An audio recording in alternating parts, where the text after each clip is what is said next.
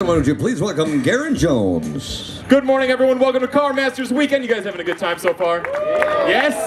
Yes, we got the beautiful new Expo Center out here today. All sorts of great stuff. We got GM, McGuire, Richard Petty, all this fantastic stuff. I'm right here on the Chat Show stage. As you may know, we have got some excellent car experts all weekend that I get to sit down and talk with.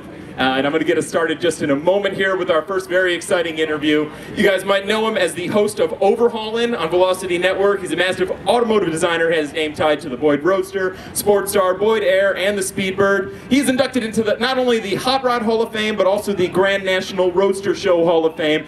Too many awards for me to announce now, guys, but you also might know his work from Cars and Cars 2. Ladies and gentlemen, put a big round of applause together for Chip Foose!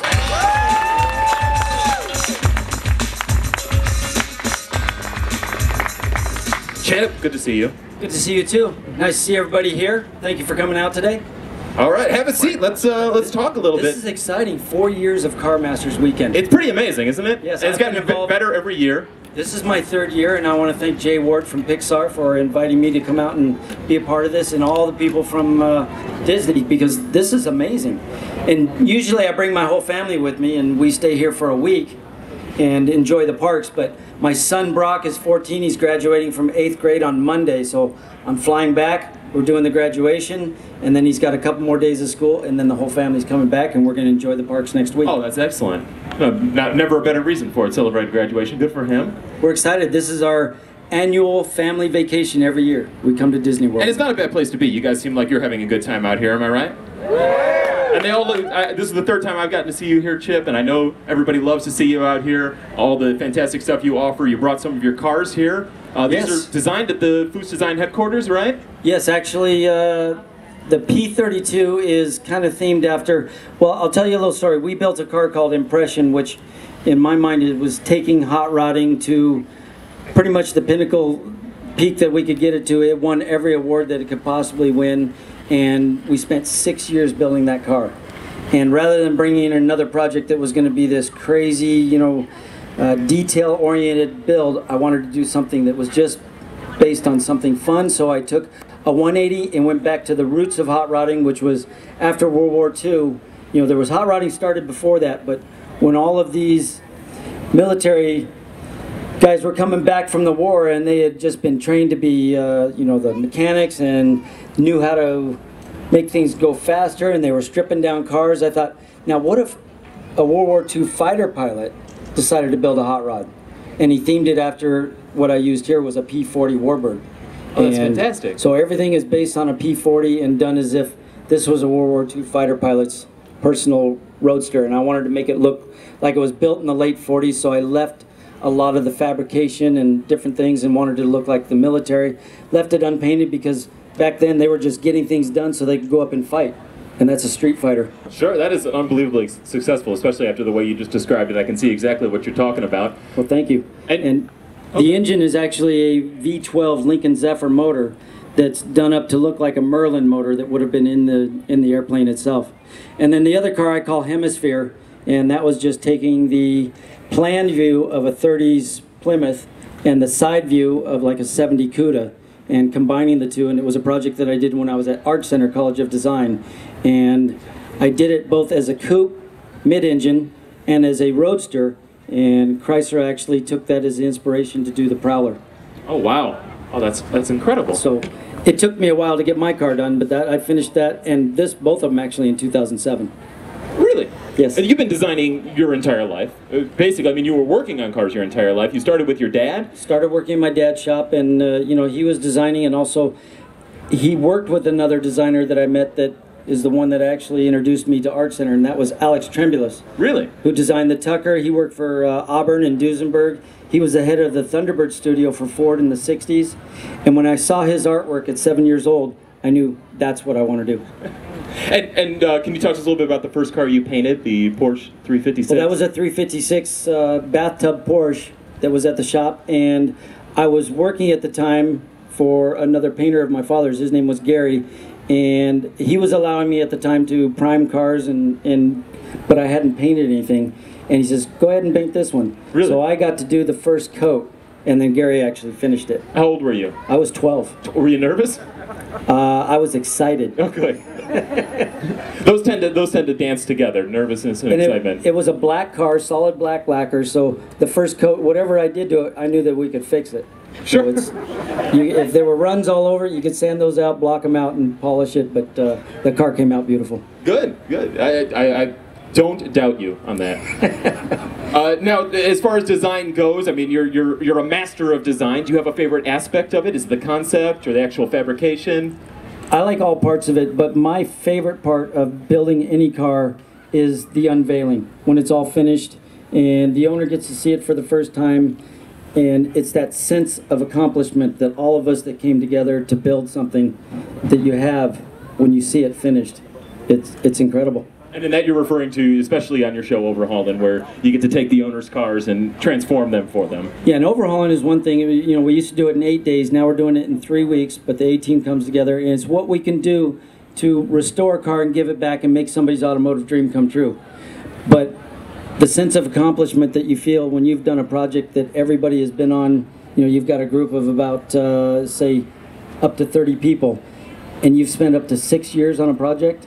When you're done and you step back and you look at that, that's an amazing feeling, and that's what it's all about for me. And all these things you've been thinking in your head, it all comes together when you see it right there. It's a dream come true. Oh, it's wonderful. Do you have a favorite car that you've ever designed? I usually just say the next one, and that's like saying, you know, what's your favorite kid? Right. You know, these are projects that you spend a lot of time with, and not only have we built a vehicle or whatever the design project is, but we've also built relationships with the people I've worked with to build it and the people that we're building for. Absolutely, and I love that answer because it's testament to how much you enjoy the design itself. You're not... Well, it's a continually growing family of all the people that I work with and work for. Wonderful, wonderful. Thank you. And speaking of Overhauling and the Velocity Network, could you tell us a little bit about how it got started and what's going on right now on the show? I will do that, and I'll go back to the beginning where if you remember Monster Garage with Jesse James, well, Jesse and I had both worked for Hot Rods by Boyd. We worked together, and Jesse called me one day and he says, you know, he had already done his Motorcycle Mania shows, and then he called me up and he says, hey, I'm going to do another show with Discovery, and I'm interested in having you be the designer and help me with the team to build it. So basically we were going to be co-hosts. And I went to a meeting with Jesse and some executives from Discovery, and they laid out the show, and they told me about the two first projects, and one was going to be a Mustang that was going to be turned into a lawnmower for a golf course, and the second one was a Ford Explorer that was going to be a trash truck. And I thought, you know, I'm trying to build the most beautiful pieces of rolling art that I can build, and now I'm going to go on television and build these monsters. And I said no, I wasn't interested, and the biggest thing for me was I didn't see the value to these vehicles afterwards. So I left and I went back to my shop. Well, Discovery sent a producer over to my shop and said, hey, what would you want to do? And I really hadn't planned on doing television, but I said, well, I don't know, I never thought about it. And he says, okay, well, I'm going to follow you, and we're going to do kind of like a Hot Rod Mania, which was similar to what Jesse had done with his motorcycle show. And he told me he wanted to just follow me and do a reality show based on my life. And I said, no, that's not going to work. I said, I get along with everybody, but my wife and I argue because she's a lawyer and I can't win, and I don't want that to be on television. And she doesn't always agree with what I want to do, because I build from passion, not logic. And I said, let's call Ford. I'll see if they want to give me a vehicle, and we'll do a SEMA show vehicle, and we'll just do something in a couple months, and then we can get a show, because the car that I was working on was 11 months out. I said, you don't want to film for 11 months to do one show. So I called Jay Mays, and he donated in 2002 one of the brand new Thunderbirds. And I built a car called the Speedbird, and we filmed a pilot episode for a show called Rides. Okay. And the network bought that as a series. I gave the producer 25 different shop names and owners and their phone numbers. I said, call these guys, find out what they're doing, and you can go to their shop, send a film crew, film for just a short while, and within 10 months to a year, you'll have 25 episodes. We can't do that in one shop. So that's what Rides was all about. They did 59 episodes. But at the same time that we were filming the Speedbird show is when I came up with the idea to go out and find cars. I wanted to do a show similar to Monster Garage where we build something in a week, but I thought, let's go find the cars that people have in their side yards, garages, but the people don't have the money or the means to build their dream car or the car that they inherited from their parents. And it means so much to them that they will never let it go, but they may never get to it. And those are the cars that I really wanted to get. And Bud Brutzman, who is a producer, well, he grew up getting in trouble. So he had the idea of stealing the cars and doing the pranks, and we combined our two childhoods where I grew up restoring cars with my father, and we had a hit show. Didn't know how long it was going to last, but the second time we were going to film, you know, we had filmed the first show, I went to the shop and I got called upstairs to an office, and there were some executives from Discovery there, and they said, okay, the first show went great, that was wonderful. But now on this one, is there anybody on the A-team that you can throw a wrench at or that you can fire? You know, and I said, well, why would I do that? And they said, the drama will be great, it'll give you some great ratings. I said, well, number one, that's not who I am. I'm not an actor, so whatever you film, I want it to be real. This is who we are. And I don't care if somebody cuts the car in half on accident. My first thought is, okay, what do we need to do to fix this so that we can get the car done by the date that we have to finish it? I said, I don't ever want to be throwing tools or having fights, because I want to show professionals coming together, having a great time, doing something special for someone. I said, your drama is in what we do to the owner by taking the car or doing things. And the beauty in my mind was that the audience was in on it. Mm-hmm. And it worked. It's a positive form of drama. It's nice. Thank you. Yeah. And you asked me what we were up to now. What's up? We're actually filming the 8th season of Overhauling. Wow. We filmed from 2003 to 2008 for 5 years. We did 87 cars in those 5 years. And when the economy turned, we lost our budget to do the show because our two largest advertisers at that time were the banking industry and the car industry. So they were hurt. They couldn't advertise. We lost our budget, and we went on hiatus for 5 years. They called me just over 2 years ago and said, we want to start Overhauling back. And I said, okay, I'd love to do it, but I'm not going to do it in 8 days. I'm getting older. I need some sleep. Because I used to do some of them the full 8 days with no sleep at all. Wow. I said, I think we can do it in 3 weeks. So we now do the cars in 3 weeks. And the 8th season, I can say that season 6 and 7 were with a different producer when they brought it back. I really wanted Bud Brutzman, the original producer, back. But we didn't get him. And I fought for him during the 6th and 7th episode, or seasons. And we got Bud back this season, and it's a great team. We've moved our facility. None of these have aired yet. I think they'll start airing in, I believe, either August or September.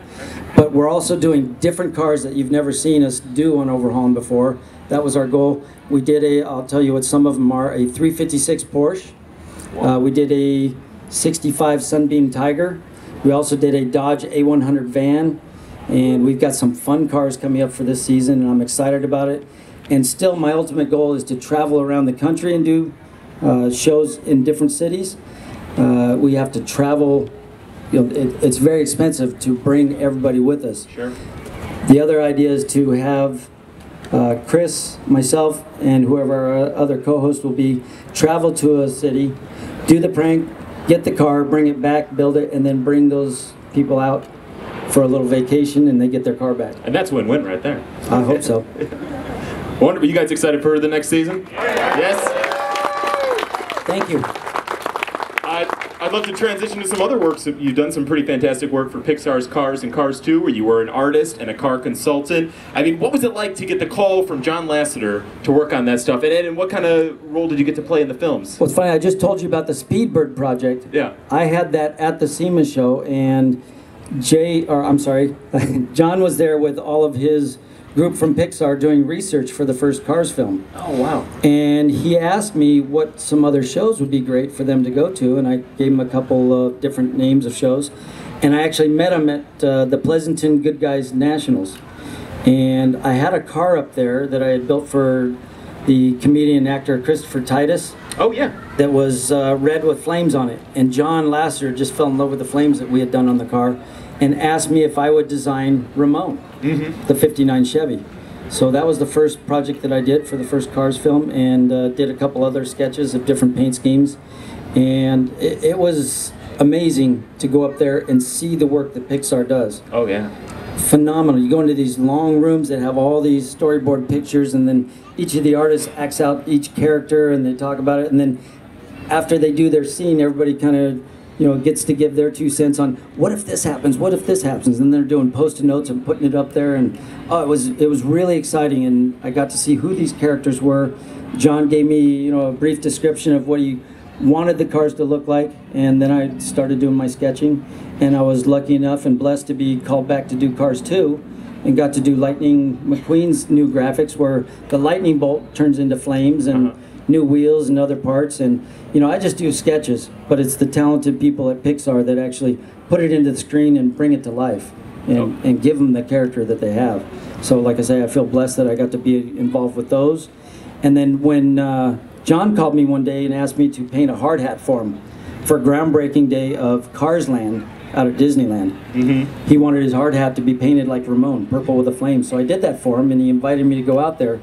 And then at the groundbreaking day, he came up to me and he says, you know, Ramon is the custom painter for Radiator Springs, and they built 12 acres of Radiator Springs out there. And he says, I need you for this project. He says, you are Ramon. You're designing the projects that he would paint. He says, I need you to walk around Cars Land, and anything you think that Ramon would be involved with, that's your project. And I worked with him for 2.5 years and just had an absolute blast. Met some wonderful people that I think will be friends for life, and I hope this relationship lasts for the rest of my life.